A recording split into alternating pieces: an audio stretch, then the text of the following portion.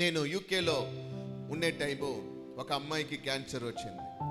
ఆ అమ్మాయికి వచ్చి బోన్ క్యాన్సర్. రేచల్ చెప్పి ఆ అమ్మాయి బోన్ క్యాన్సర్, డాక్టర్ చెప్పేసినారు అదికి ఏమి మెడిసినే లేదు, ఇలా బతికేది ఒక్క మంత్ చెప్పి. ఏమి ఒక్క మంత్. నేను చెప్పినాను, ఎక్కడ ఉన్నారు ఆ సిస్టర్, పోయి ప్రార్థన చేస్తాము.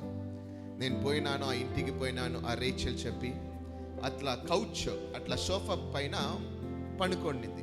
ఎట్లా చూస్తే ఒక స్కెలిటన్ ఎట్లా ఉంటుంది, స్కెలిటన్కి ఒక బట్ట వేస్తే ఎట్లా ఉంటుంది, ఏం లేదు, శరీరంలో ఏమి లేదు, అన్నీ పోయింది. అట్లా ఒక స్కెలిటన్, అట్లా ఆ అమ్మాయి అక్కడనే పడుకోండింది. నేను చెప్పినా నాకు తెలియదు ఏమి డాక్టర్ చెప్పి, బట్ నాకు ఒకటి తెలుసు, నాకు ఒక డాక్టర్ తెలుసు. ఆ డాక్టర్ పరలోకంలో ఉన్నారు, మాతో ఉన్నాడు.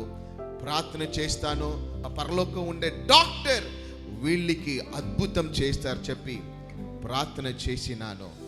వచ్చేసినాను, ఇండియాకి వచ్చేసినాను. 6 months అయింది. నాకు డౌట్, ఈ అమ్మాయి బతికిందా పోయిందా చెప్పి.